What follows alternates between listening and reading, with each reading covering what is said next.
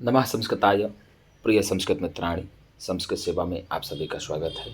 मैं शिवम शुक्ल आज पुनः एक नई वीडियो के साथ आया हूँ। हम लोग पढ़ रहे हैं भर्तृहरि के द्वारा रचित नीति शतकम। नीति शतकम में हम लोगों ने अर्थ पद्धति पढ़ लिया है। अर्थ पद्धति तक यानी हम लोगों ने 41 श्लोकों तक का अध्ययन कर लिया है। आज आगे की पद्धति है दुर्जन पद्धति। हमने आपको पहले भी बताया है कि नीति शतकम में मंगलाचरण सहित 11 पद्धतियाँ हैं और मंगलाचरण को छोड़ दिया जाए तो 10 पद्धतियाँ हैं। तो हम लोगों ने 4 पद्धति पढ़ लिया मंगलाचरण सहित, ठीक है ना। आज हम लोग 5वीं पद्धति पढ़ने जा रहे हैं। मंगलाचरण सहित अगर जोड़ा जाए तो हम लोगों ने 5 पद्धति पढ़ लिया और मंगलाचरण हटा दिया जाए तो हम लोग 5 पढ़ें। मंगलाचरण सहित यदि जोड़ दिया जाए तो 6 पद्धति हम लोगों ने पढ़ लिया। तो आइए आज हम लोग 5वीं पद्धति यानी दुर्जन पद्धति में प्रवेश करते हैं। किस पद्धति में? आप मंगलाचरण को हटा करके गणना करिए 10 हैं। और यदि आपसे परीक्षा में पूछता है कि कुल पद्धतियाँ नीति शतकम में कितनी हैं, तो कुल पद्धतियाँ जब आपसे पूछेगा तो आप 11 बताएंगे। तो आज हम लोग दुर्जन पद्धति पढ़ेंगे। कौन सी पद्धति पढ़ेंगे? दुर्जन पद्धति पढ़ेंगे। हमने आपको पूर्व में बता दिया, हम लोग अभी नीति शतकम का अध्ययन कर रहे हैं। अब हम लोग पीजीटी का परीक्षा जो है, पीजीटी की परीक्षा 20 जून को जो परीक्षा आपकी है, 20 से 21 जून को, उस परीक्षा के लिए हम लोग एक नई प्रश्नोत्तरी लेकर के आएंगे पीजीटी के लिए। तो जो भी छात्र पीजीटी देना चाहते हैं, अब वो कुछ दिन के बाद 20 तारीख से संभवतः हम लोग पीजीटी के लिए एक नवीन प्रैक्टिस सेट लेकर के आएंगे और प्रैक्टिस सेट में हम लोग हल करेंगे। टीजीटी की कक्षा आपके अनुभव चलती रहेगी। कक्षा 8 समय 8 बजे जो आपकी कक्षा चल रही है, ये कक्षा निरंतर चलती रहेगी। तो आइए हम लोग दुर्जन पद्धति में प्रवेश करते हैं, पढ़ते हैं। अकरुणत्वम् अकारण विग्रहः परधने परयोषिति च स्पृहा सुजनबन्धुजनेष्वसहिष्णुता प्रकृतिसिद्धमिदं हि दुरात्मनाम्। अकरुणत्वम् अकारण विग्रहः परधने परयोषित च स्पृहा सुजनबन्धुजनेष्वसहिष्णुता प्रकृतिसिद्धमिदं हि दुरात्मनाम्। प्रकृतिसिद्धमिदं हि दुरात्मनाम्। द्रुत विलंबित माह नभौ भरौ, इसमें द्रुत विलंबित छंद है। कौन सा है? द्रुत विलंबित माह नभौ भरौ अकरुणत्वम् कारण विग्रहः परधने परयोषिति च स्पृहा सुजनबन्धुजनेष्वसहिष्णुता प्रकृतिसिद्धमिदं हि दुरात्मनाम्। द्रुतविलम्बितमाह्नभौ भरौ अकरुणत्वम् कारणविग्रहः परधने परयोषिति च स्पृहा सुजनबन्धुजनेष्वसहिष्णुता प्रकृतिसिद्धमिदं हि दुरात्मनाम्। क्यों हुई?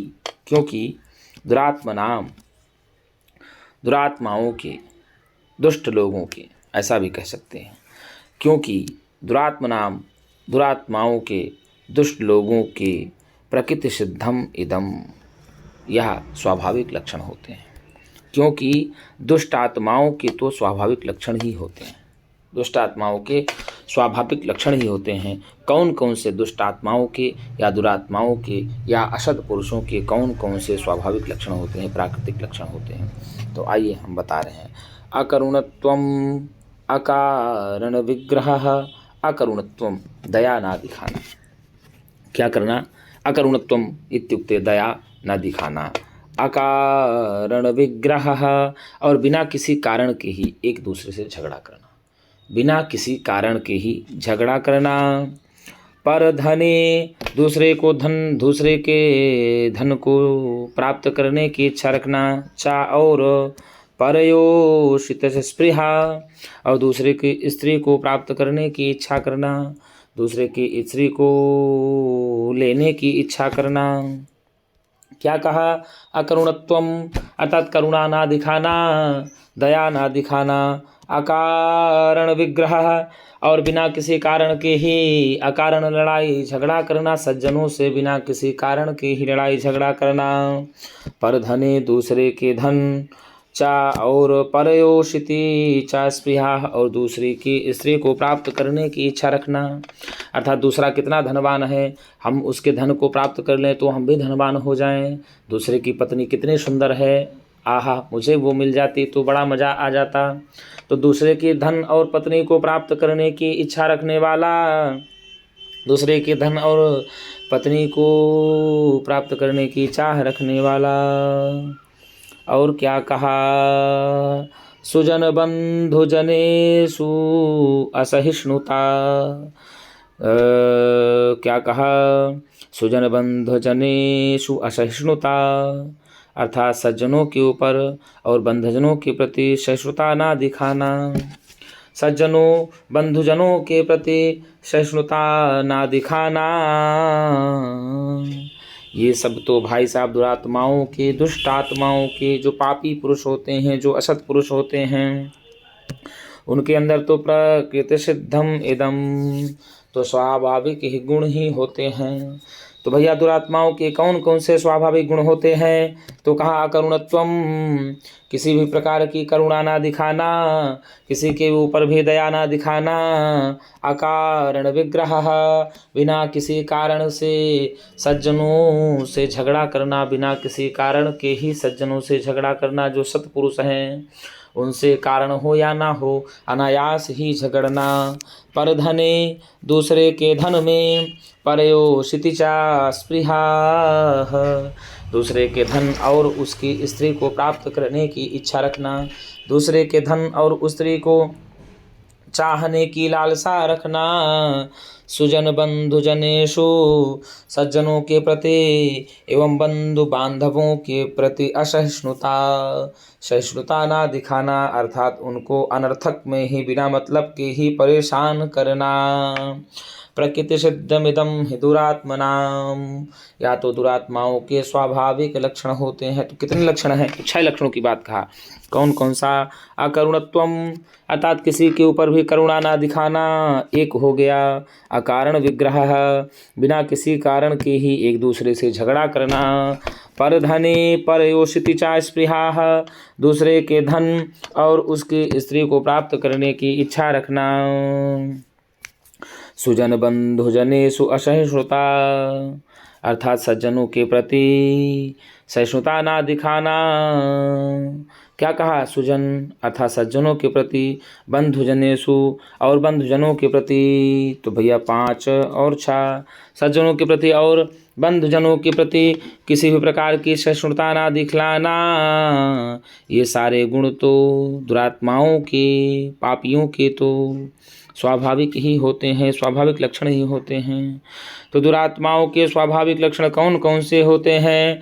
तो अकरुणत्वम, अकारण विग्रह, परधने परयोषित च स्पृहा, सुजन बंधु जनेषु सहिष्णुता, प्रकृति सिद्धम इदम हि दुरात्मनाम्। तो अकरुणात्वम कारण विग्रहः, परधने परयोषिति च स्पृहा, सुजन बंधु जनेष्व सहिष्णुता, प्रकृति सिद्धमिदं हि दुरात्मनाम्। कीदृशं? तो प्रकृति सिद्धम इदम हि दुरात्मनाम, दुरात्मनाम लक्षणम कीदृशम भवति, तो दुरात्मनाम लक्षणम तो प्रकृति सिद्धम भवति। ठीक है ना? तो अकरुणत्वम अर्थात बिना करुणा ना दिखाना, किसी के ऊपर भी करुणा ना दिखाना, दया ना दिखाना। अकारण विग्रह, बिना किसी कारण के ही झगड़ा करना। परधने, दूसरे के धन, परयोषित च स्पृहा, और दूसरे की स्त्री यानी पराई स्त्री पर हमेशा निगाह गड़ाए रहना, पराये के धन पर हमेशा निगाह को लगाए रखना। पराई के धन और उसकी स्त्री को प्राप्त करने की इच्छा रखना, सुजन सज्जनों के प्रति, बंधुजनेषु और अपने बंधु बांधवों के प्रति सहिष्णुता ना दिखाना, ये सब तो दुरात्माओं के स्वाभाविक लक्षण ही हैं। इसलिए भर्तृहरि जी कहते हैं भैया कि दुरात्माओं से दूर रहना चाहिए। अब यहाँ पूछ ले, सुजन बंधु जनेश्वर सहिष्णुता में कौन सी संधि है? तो भैया आपको बता दें, ऐसे करेंगे, सुजन बंधु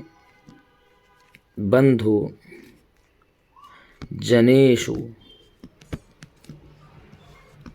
धन असहिष्णुता। क्या कहा? असहिष्णुता बना, तो यहाँ यण संधि हो जाएगी इको एणच सूत्र से। किससे भैया? इको एणची सूत्र से यहाँ पर यण संधि हो जाएगी। ई उ री के स्थान पर या वाराला हो जाता है यदि ई उ री के बाद कोई असमान स्वर आता है तो। देखो ई उ के बाद यहाँ आ असमान स्वर आया है, इसलिए यहाँ पर यण संधि हो गई है। ठीक है ना? कौन सा? यण संधि हो जाती है। प्रकृति सिद्धम ही दुरात्मनाम लक्षणम, तो प्रकृति सिद्धम ही दुरात्मनाम लक्षणम के भवंती, तो अकरुणत्वम अर्थात किसी के ऊपर करुणा ना दिखाना, अकारण विग्रह बिना किसी कारण के ही लोगों से झगड़ना, पर धने परयोषिति चा स्पृहा दूसरे के धन और पराई स्त्री को प्राप्त करने की इच्छा रखना, और सुजन बंधु जनेश्वर सहिष्णुता सज्जनों के प्रति और बंधु बांधवों के प्रति सहिष्णुता ना दिखाना, यह सारे गुण तो दुरात्माओं के स्वाभाविक ही होते हैं। तो अकुणत्वम का आपको हम बता दिए। तो अविद्यमाना करुणा यस्य सह, क्या कहा? अविद्यमाना करुणा यस्य सह, अविद्यमाना करुणा यस्य सह, अकरुणा बन गया नई बहुब्रीहि समास। ठीक है ना? अकरुणस्य भावः अकरुणत्वम, ठीक है ना? नई बहुब्रीहि समास हो जाएगा। ठीक है, बहुब्रीहि समास से इसमें हो जाएगा अकरुणस्य भावः, ऐसे अकरुणस्य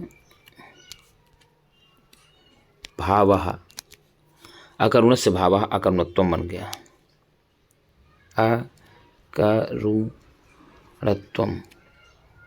अकरुणस्य भावः अकरुणत्वम बन जाएगा। अकरुण से त्वा प्रत्यय लग करके अकरुणत्वम बन जाएगा।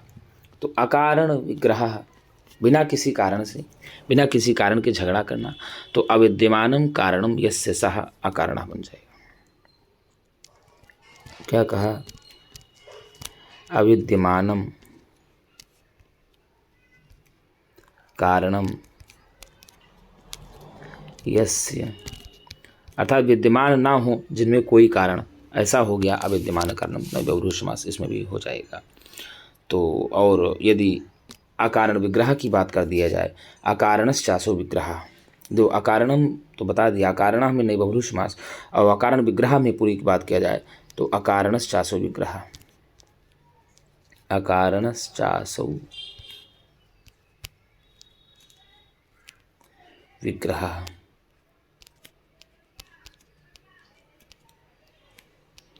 अकारणश्चासो विग्रह इति अकारण विग्रह बन गया कर्मधारय समास। कौन सा समास? कर्मधारय समास हो जाएगा। अकारणश्चासो विग्रह अकारण विग्रह बन जाएगा। तो विग्रह अप से होकर के ही विग्रह बनता है। परधने, तो परस्य धने इति परधने, परस्य धने इति परधने बन जाएगा, षष्ठी तत्पुरुष समास हो जाएगा। ठीक है, तस्मिन् परधने विषादि करने से सप्तमी हो जाएगी। और आगे दिया परयोषितः, दूसरे स्त्री में परस्य योषिता, परस्य योषित इति परयोषित, परस्य योषित इति परयोषित में षष्ठी तत्पुरुष समास हो जाएगा। तस्याम, ठीक है ना? तो इस प्रकार से हो जाता है सप्तमी विभक्ति। तो यही कहा, दूसरे के धन और उसकी स्त्री को प्राप्त करने की चाह रखना, इच्छा रखना। स्पृहा मतलब अभिलाषा, चाह प्राप्त करने की अभिलाषा होती थी। स्पृह से, किससे गुरु जी?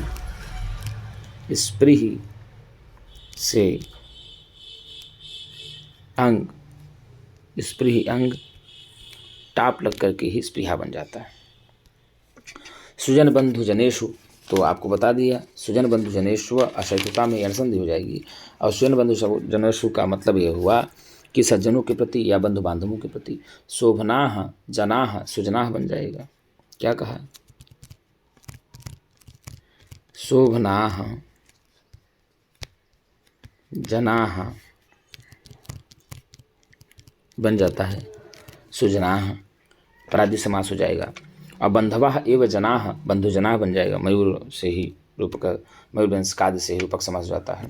असुना सुजनाश्च बंधुजनाश्च, सुजनाश्च बंधुजनाश्च, तो इसमें द्वंद्व समास हो जाएगा। सुजन बंधु में, सुजन बंधु जनाः में तो सुजनाश्च बंधुजनाश्च तो हो जाएगा।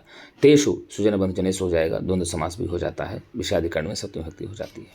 असहिष्णुता सहन न करना, तो असहिष्णुता कहता है। न सहिष्णु इति असहिष्णु हो जाएगा। न सहिष्णु इति असहिष्णु, न सहिष्णु इति असहिष्णु बन जाएगा, नहीं तत्पुरुष समास हो जाता है। ठीक है। असहिष्णुता में तो असहिष्णु से तलटाप हो जाता है। क्या कहा? असहिष्णु से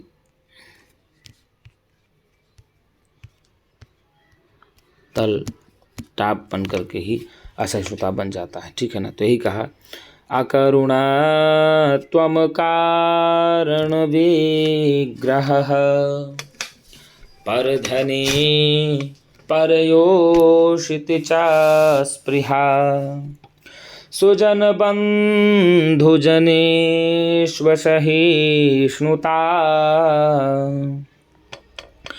प्रकृतिषेधमिदं हि दुरात्मनाम। भरतहरि जी कहते हैं कि दुरात्मनाम ही प्रकृति सिद्धम इदम लक्षणम, अर्थात दुरात्माओं के पास तो यह प्राकृतिक रूप से या स्वाभाविक रूप से लक्षण पाए जाते हैं। क्या लक्षण पाए जाते हैं?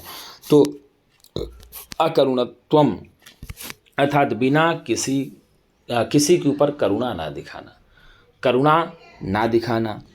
अकारण विग्रह, बिना किसी कारण के झगड़ा करना, बिना किसी कारण के झगड़ा करना। परधने परयोषित च स्पृहा, अर्थात दूसरे के धन में एवं दूसरे की स्त्री में अपनी निगाहों को लगाए रखना। या कहने का मतलब ये हुआ, दूसरे के धन और उसकी स्त्री को प्राप्त करने की चाह रखना, इच्छा रखना। सुजन बंधु जनेषु, सुजन बंधु जनेषु, सज्जनों और बंधु बांधवों के प्रति असहिष्णुता दिखलाना। ये सारे गुण जो हैं प्राकृतिक रूप से ही दुष्टों के पाए जाते हैं। ऐसा कौन कहते हैं? भर्तृहरि जी कहते हैं। तो यहाँ पूछ लेगा, प्रकृति सिद्धिमिदम हि दुरात्मनाम, यह पंक्ति कहाँ से ली गई है? तो यह पंक्ति भर्तृहरि के नीति शतकम से ली गई है। और भर्तृहरि की नीति शतकम की किस पद्धति से ली गई है? तो भर्तृहरि के नीति के शतकम की दुर्जन पद्धति से ली गई है। तो अकरुणत्वम अकारण विग्रह, करुणा ना दिखाना और बिना किसी कारण के लोगों से झगड़ा करना, दूसरे के धन में एवं दूसरे की स्त्री को प्राप्त करने की इच्छा रखना, चाह रखना, सज्जनों के प्रति बंधु बांधवों के प्रति सहिष्णुता ना दिखलाना, ये सारे गुण प्राकृतिक रूप से ही दुरात्माओं में प्राप्त हो जाते हैं। तो यदि आपसे पूछ लेगा कि गुया प्रकृति सिद्धम प्रकृत्या सिद्धम इति प्रकृति सिद्धम बन जाएगा। क्या कहा? प्रकृत्या सिद्धम इति प्रकृति सिद्धम बन गया, तृतीया तत्पुरुष समास। और सिद्धम में आपको बता दें, सिद्ध से, किससे गुरुजी? सिद्ध से ता प्रत्यय लग करके ही सिद्धम बन जाता है, कर्तरि सिद्धम। ठीक है ना, स्वभाव होता है, तो स्वाभाविक रूप से उनके अंदर ये गुण प्राप्त होता है, ऐसा भी कहा गया है। तो आप इसका आराम से अर्थ लगाएंगे। पूछ लेगा कि कौन सा छंद है, तो आप सीधे लगाएंगे, इसमें छंद है, द्वित विलंबित छंद है। कौन सा छंद है? द्वित विलंबित छंद है। और द्वित विलंबित छंद का लक्षण ही है यहाँ पर अप्रस्तुत प्रशंसा अलंकार भी है, अर्थालंकार भी है। अकरुणा त्वम कारण विग्रह परधने परयोषित च स्पृहा सुजन बंधुजनेष्वसहिष्णुता प्रकृति सिद्धमिदं हि दुरात्मनाम। तो यहाँ पर भैया प्रस्तुत प्रशंसा अलंकार भी है और अलंकार के प्रस्तुत प्रशंसा अलंकार के साथ साथ अर्थापत्ति भी है। और छंद जो है आपको बता दें, छंद यहाँ पर है द्रुत विलंबित छंद है। कौन सा है? द्रुत विलंबित छंद है। अब श्लोक आता है आगे, देखिए 43वां श्लोक। दुर्जनः परिहर्तव्यो विद्ययालंकृतोऽपि सन् मणिना भूषितः सर्पः किमसौ न भयंकरः। क्या कहा?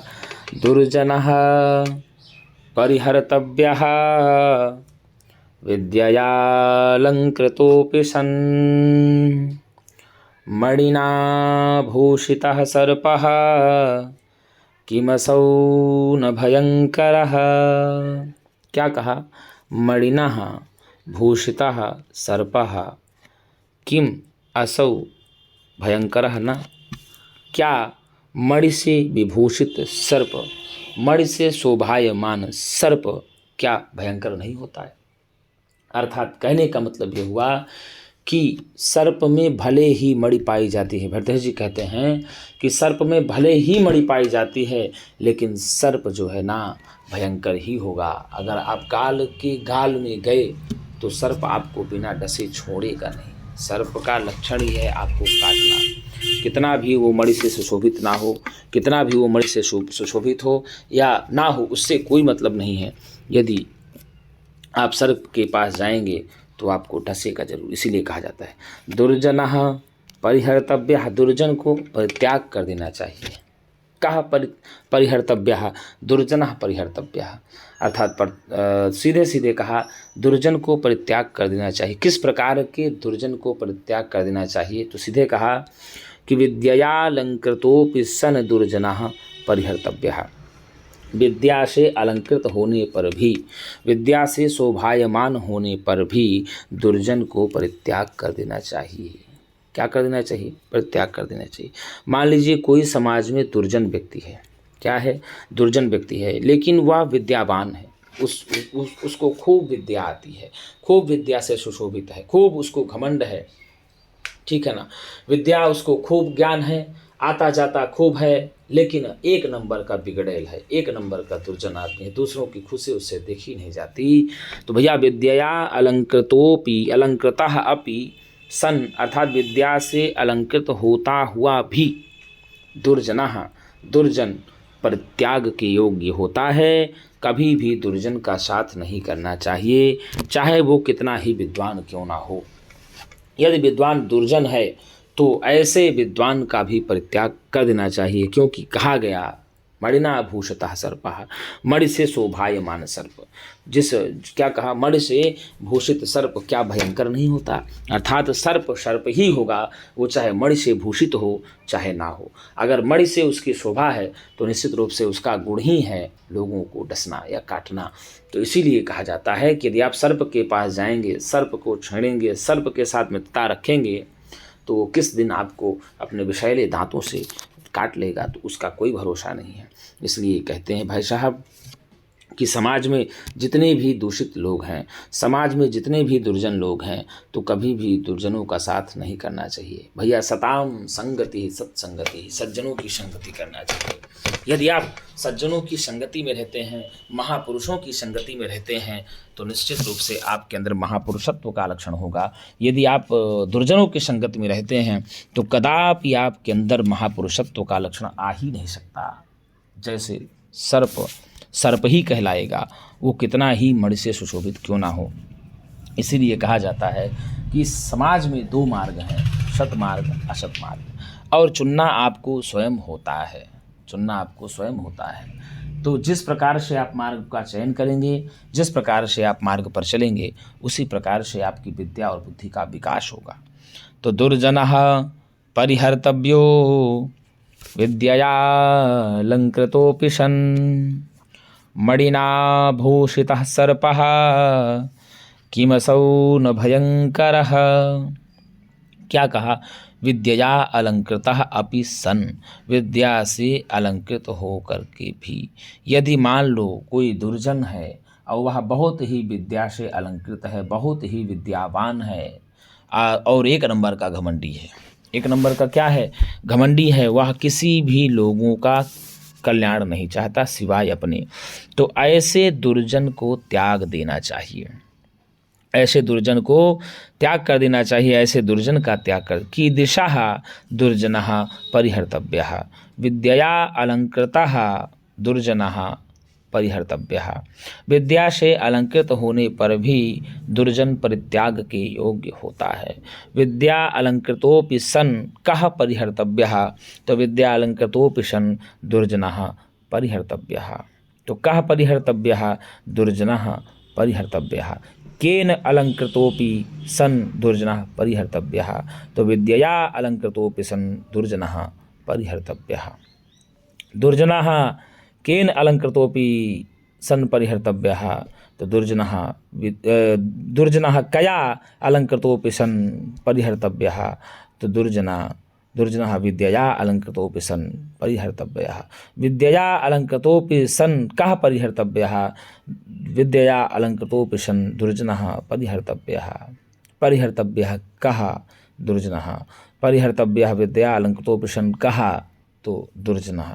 तो भाई साहब सीधे कहा कि विद्या से विभूषित होने पर भी, विद्या से सुशोभित होने पर भी जो दुर्जन है वह परित्याग के योग्य है। मणिना भूषितः सर्पः। क्यों? क्योंकि मणि से भूषित होने पर भी सर्प क्या भयंकर नहीं होता, अर्थात भयंकर होता ही होता है। कः भयंकरः भवति? सर्पः भयंकरः भवति। ठीक है ना। केन भूषितः सर्पः भयंकरः भवति, तो मणिना भूषितः सर्पः भयंकरः भवति। मणिना भूषितः सर्पः कीदृशः भवति, तो मणिना भूषितः सर्पः भयंकरः भवति। ठीक है ना। सर्पः भयंकरः केन भूषितः भवति, तो मणिना भूषितः भवति। ठीक है ना। इस प्रकार से प्रश्न आपसे किसी प्रकार से भी आएगा, आप प्रश्न का उत्तर दे देंगे। चाहे प्रश्न ई कान पकड़े, चाहे राइट कान पकड़े, चाहे लेफ्ट कान पकड़े, आपको उत्तर वही देना है। दुर्जनः दृष्टांत अलंकार। यदि आपसे पूछ ले कि कौन सा अलंकार दिया, दृष्टांत दे दिया। क्या दिया दृष्टांत? विद्या से अलंकृत होने पर भी दुर्जन परित्याग के योग्य है। तो विद्या का दृष्टांत दिया कि भाई साहब दुर्जन व्यक्ति है, जो नालायक व्यक्ति है, जो नीच व्यक्ति है, जो जैसे कि आजकल देख लीजिए पाकिस्तान क्या कर रहा है। पाकिस्तान ने आकर के हमारे पहलगाम के वीर सैनिक, पहलगाम में निर्मम लोगों के 28 लोगों की हत्या कर दिया। बताइए ये कहाँ का न्याय है? आप जिनका कोई भी अपराध नहीं, जिनका कोई भी अकारण नहीं, जिनका कोई भी आपसे पहचान नहीं, जिनका कोई आपसे मतलब नहीं, ऐसे निर्दोष लोगों को आकर के 28 लोगों को मौत के घाट उतार दिया। फिर जवाबी कार्रवाई में हम भारत के सैनिकों को, ऐसे भारत के वीर सपूतों को बार बार प्रणाम करते हैं, बार बार सत सत नमन करते हैं, जो भारत माँ के लाल अपनी जान की परवाह न करते हुए, अपने प्राण की परवाह न करते हुए इस देश की रक्षा के लिए, इस देश की गौरव के लिए अपने प्राण को निछावर कर देते हैं। ऐसे महापुरुषों को मैं जितना बार बार 100 बार वंदन करूं, नमन करूं, वो मेरे लिए कम ही होगा।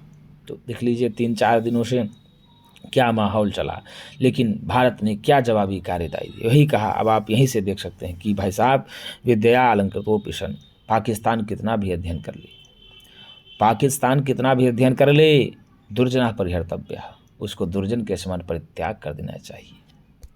ऐसे लोगों का त्याग ही कर देना चाहिए, ऐसे लोगों का प्रतिकार करना चाहिए, ऐसे लोगों से प्रतिशोध लेकर के इनको एकदम से समाप्त कर देना चाहिए। क्योंकि धरा है वसुधैव कुटुंबकम होनी चाहिए, भावना क्या होनी चाहिए?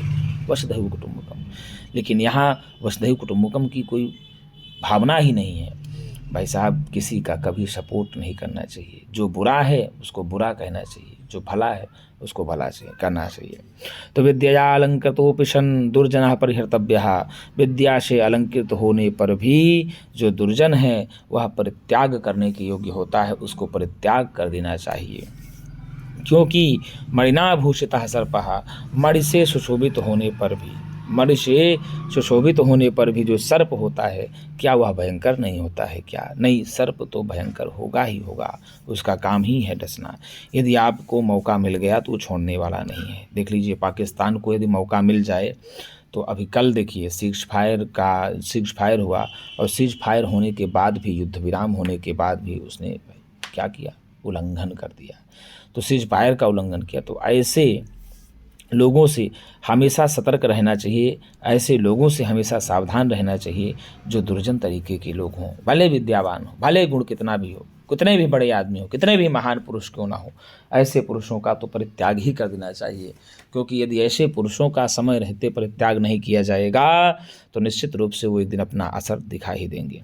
ये भर्तृहरि जी कह रहे हैं कि दुर्जनः परिहर्तव्यो विद्यया अलंकृतोऽपिशन्, तो कीदृशः पुरुषः परिहर्तव्यः, तो विद्या अलंकृतोऽपिशन् दुर्जनः परिहर्तव्यः। कः पुरुषः परिहर्तव्यः, दुर्जनः पुरुषः परिहर्तव्यः।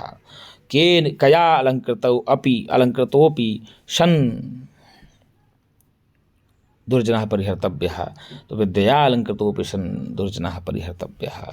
मणिना भूषितः सर्पः कीदृशः भवति, तो भयंकरः भवति। भयंकरः कः भवति, सर्पः भवति। सर्पः केन भूषितः, भयंकरः भवति। सर्पः मणिना भूषितः भयंकरः भवति। तो दुर्जन विद्या अलंकृतोऽपि सन्, विद्या से अलंकृत होने पर भी जो दुर्जन है उसका परित्याग कर देना चाहिए। क्यों? क्योंकि मणि से शोभायमान होने पर भी सर्प जो है भयंकर ही होता है, ऐसा भर्तृहरि जी कहते हैं। तो यहाँ दुर्जनः, दुष्टः जनः दुर्जनः, क्या कहा, दुष्टः जनः दुर्जनः बन जाएगा, प्रादि समास बन जाएगा। परिहर्तव्यः, परित्याग कर देना चाहिए, त्याग देना चाहिए। तो परि हरि और तबियत प्रत्यय हो जाएगा, परि ही तबियत प्रत्यय हो जाएगा। भयंकरः, भयं करोति इति भयंकरः, उपपद समास हो जाता है। भयं करोति इति भयंकरः, भय क्री खस हो जाएगा, भय क्री खस, भय क्री खस भयंकरः बन जाता है। ठीक है ना। मेघतिर भयेषु क्रिया इस सूत्र के हो जाता है। ठीक है ना। तो एक दुर्जनः परिहर्तव्यो विद्यया अलंकृतोऽपि सन्, मणिना भूषितः सर्पः किमसौ न भयंकरः। अर्थात विद्या से अलंकृत होने पर भी दुर्जन व्यक्ति को परित्याग देना चाहिए। दुर्जन व्यक्ति परित्याग के योग्य होता है, क्योंकि मणि से कितना भी शोभायमान हो सर्प कितना भी मणि से सुशोभित हो, किंतु वह भयंकर ही होता है। भयंकरोति इति भयंकरः। तो गुरु जी इस श्लोक में बात किया दृष्टांत अलंकार है। कौन सा अलंकार है? दृष्टांत अलंकार है। और छंद है अनुष्टुप। कौन सा छंद है? अनुष्टुप है। ठीक है ना। पंचमं लघु सर्वत्रम, सप्तमं द्विचतुर्थयोः, गुरुषष्ठम च जानीयात् शेषे स्वनियमो मतः। तो 8 चौक 32। ठीक है ना। 32 मात्राएं होती हैं अनुष्टुप छंद में। यदि पूछ लेता है आपसे कि इस श्लोक में कौन सा छंद है, तो इस श्लोक में गुरु जी अनुष्टुप छंद है। और कौन सा अलंकार है? तो वह दृष्टांत अलंकार है।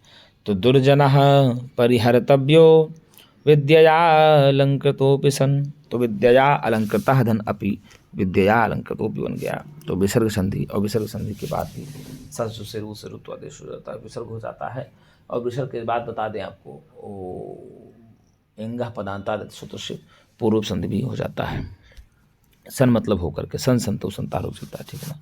मणिना भूषिता, केन भूषिता? मणिना भूषिता। तो मणिना में तृतीय व्यक्ति एक वचन है। ठीक है ना। असौ अमु अमी हो जाता है। असौ सर्पः, असौ सर्पः भयंकरः भवति। क्या यह सर्प भयंकर नहीं होता? अर्थात होता ही है। ठीक है ना। असौ अमु अमी अतः शब्द का पुल्लिंग रूप हो जाता है। ठीक है। सर्प के लिए आया हुआ है। परिहर्तव्य, त्याग देना चाहिए। तो विद्यया अलंकृतः, तो यहाँ पर विद्या में तृतीय व्यक्ति एक वचन हो जाता है। तो यदि आपसे भूष धातुकता प्रत्यय लग करके भूषिता बन जाता है। तो यही कहा दुर्जनः परिहर्तव्यो विद्यया अलंकृतोऽपि सन्, मणिना भूषितः सर्पः किमसौ न भयंकरः। अर्थात दुर्जन कितना भी विद्या से अलंकृत क्यों ना हो, दुर्जन कितना ही विद्यावान क्यों ना हो, दुर्जन कितना ही ज्ञानी पुरुष क्यों ना हो, फिर भी दुर्जन परित्याग के योग है। ऐसे दुर्जनों का परित्याग कर देना चाहिए। क्यों? क्योंकि सर्प कितना भी मणि से सुशोभित क्यों ना हो, सर्प कितना भी मणि से भूषित क्यों ना हो, वह भयंकर ही होता है, वह कभी साधारण हो नहीं सकता, ऐसा भर्तृहरि जी कहते हैं। तो पूछ लेगा कौन सा अलंकार है, तो दृष्टांत अलंकार है। कौन सा छंद है, तो आप बताएंगे। गुरुजी छंद की बात किया जाता है अनुष्टुप में। अब इसमें देखिए दिया, अकरुण त्वम कारण विग्रह परधने परयोषित चा स्पृहा सुजन बंधुजनेष्वसहिष्णुता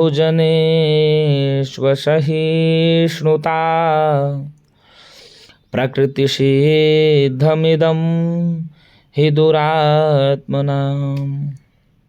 क्या कहा? अकरुणत्वम, किसी के ऊपर भी करुणा ना दिखाना, किसी के ऊपर भी करुणा ना दिखाना। अकारण विग्रह, बिना किसी कारण के लोगों से झगड़ा करना, बिना किसी कारण से ही लोगों से झगड़ा करना। परधने, दूसरे परधने स्पृहा, दूसरे के धन में इच्छा रखना, दूसरे के धन को प्राप्त करने की अभिलाषा रखना। परयोषित इच्छा, और दूसरे की स्त्री को प्राप्त करने की इच्छा रखना, या दूसरे की पत्नी को प्राप्त करने की अभिलाषा रखना, चेष्टा रखना। सुजन बंधु जनेषु, सज्जनों और बंधु बांधवों के प्रति असहिष्णुता रखना। किनके प्रति असहिष्णुता? सज्जनों और बंधु बांधवों के प्रति असहिष्णुता रखना। प्रकृति सिद्धम इदम हि दुरात्मना, इदम हि दुरात्मना प्रकृति सिद्धम लक्षणम भवति। यह दुरात्माओं का तो प्राकृतिक यानी स्वाभाविक लक्षण होता है। तो कौन कौन सा दुरात्माओं का स्वाभाविक लक्षण होता है? तो बताएगा, अकरुणत्वम प्रकृति सिद्धम हि दुरात्मनाम, अर्थात किसी के ऊपर भी दया ना दिखाना दुरात्माओं का प्राकृतिक लक्षण होता है। अकारण विग्रह प्रकृति सिद्धम इदम हि दुरात्मनाम, अर्थात बिना किसी कारण के ही झगड़ा करना यह दुरात्माओं का प्राकृतिक स्वभाव होता है। परधने प्रकृति सिद्धम इदम हि दुरात्मनाम स्पृहा भवति, अर्थात दूसरे के धन में प्राप्त करने की लालसा या प्राप्त करने की इच्छा दूसरे के धन को या तो स्वाभाविक रूप से दुरात्माओं का लक्षण होता है। परयोषित च स्पृहा प्रकृति सिद्धम इदम हि दुरात्मनाम, दूसरे की स्त्री को या दूसरे की पत्नी को प्राप्त करने की चाह रखना दुरात्माओं का प्राकृतिक स्वभाव होता है। सुजन प्रकृति सुधा, सुजन बंधु, सुजन असहिष्णुता, ठीक है ना, प्रकृति सिद्धम इदम दुरात्मा, सज्जनों के प्रति असहिष्णुता दिखाना आपको बता देंगे जी प्रकृति का प्राकृतिक स्वभाव होता है दुरात्माओं का। अबंधु जनेषु, सुजन बंधु जनेषु, सज्जनों और बंधु बांधवों के प्रति असहिष्णुता दिखाना या असहिष्णुता रखना प्राकृतिक रूप से ही दुरात्माओं का यह स्वभाव होता है। तो 6 गुण बताए हैं दुर्जनों के, जो जो ऐसा ऐसा होता है। तो यदि पूछ लेगा कि इस श्लोक में कौन सा छंद है, तो आप बताएंगे श्लोक में छंद है द्युत विलंबित।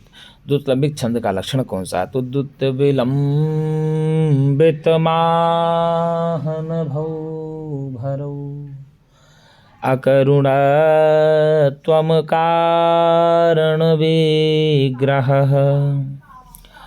परधने परयोषिति च स्पृहा सुजन बंधुजनेष्वसहिष्णुता प्रकृतिसिद्धमिदं हि दुरात्मनाम्। आगे श्लोक यही जो पढ़ाया आपको, दुर्जनः परिहर्तव्यो विद्ययालंकृतोऽपि सन् मणिना भूषिता सर्पः किमसौ न भयंकरः, अर्थात विद्या से अलंकृत होने पर भी, विद्या से शोभायमान होने पर भी दुर्जन का परित्याग कर देना चाहिए, या दुर्जन परित्याग करने के योग्य होता है। क्यों? क्योंकि मणि से शोभायमान होने पर भी, मणि से सुशोभित होने पर भी सर्प कितना भी मणि से सुशोभित हो, सर्प की शोभा कितना भी मणि से बढ़ जाए, कितनी भी बढ़ जाए, किंतु वह भयंकर ही होता है। इसलिए भाई साहब, सर्प सर्प ही होता है, दुर्जन दुर्जन ही होता है। ये दोनों त्याज्य के योग्य हैं। किसके योग्य हैं? त्याज्य के योग्य हैं। इनका परित्याग करने में ही मानव की भलाई है। यदि मानव इनका परित्याग नहीं करता तो एक न एक दिन परिणाम उसको भोगना ही पड़ जाएगा। तो यदि पूछ ले आपसे कि प्रस्तुत श्लोक में कौन सा अलंकार है, तो आप बताएंगे प्रस्तुत श्लोक में दृष्टांत अलंकार है। दृष्टांत किससे का दिया गया? विद्या से दिया गया और मणि से दिया गया। ठीक है ना। दृष्टांतः पुनरेतेषाम्, ठीक है ना, प्रतिबिंबिनम ऐसे लक्षण आता है, तो सीधे सीधे यहाँ पर दृष्टांत अलंकार हो जाता है। ठीक है ना। तो मणिना भूषिता, मणिना में तृतीया भक्ति हो जाता है। असौ अदस शब्द का पुल्लिंग रूप हो जाता है, सर्प के लिए आया हुआ है। ठीक है। असौ सर्पः, क्या यह सर्प भयंकर नहीं होता? अर्थात यह सर्प तो भाई सर्प ही होता है, भयंकर ही होता है, कितना भी हुआ मणि से सुशोभित क्यों ना हो जाए। तो इसमें यदि छंद पूछ ले तो आप बताएंगे अनुष्टुप छंद। ठीक है। तो दुर्जनः परिहर्तव्यो विद्यया अलंकृतोऽपि सन्, मणिना भूषितः सर्पः किमसौ न भयंकरः। मित्रों, यदि आपको वीडियो अच्छी लगती है तो एक बार लाइक और सब्सक्राइब जरूर करें। यदि संस्कृत सेवा चैनल पर आप नए हैं तो सब्सक्राइब कर दें चैनल को, जिससे आपको नोटिफिकेशन मिलता रहे। हमने शतकम पढ़ा दिए हैं, कई सारे ग्रंथ हमने पढ़ा दिया है। प्लेलिस्ट में जाएंगे, चैनल के मोड पर जाएंगे तो आपको टीजीटी की सारी वीडियो मिल जाएंगी। आप फ्री ऑफ कास्ट है, आप पढ़ सकते हैं। तो जब आपके लिए फ्री में इतनी मेहनत की जा रही है तो कम से कम आप भी चैनल को लाइक और सब्सक्राइब जरूर करें। तो मित्रों, आज के लिए इतना ही। हम पुनः एक नई वीडियो के साथ मिलेंगे। तब तक के लिए नमः शमस्कृताय, शुभ रात्रि च।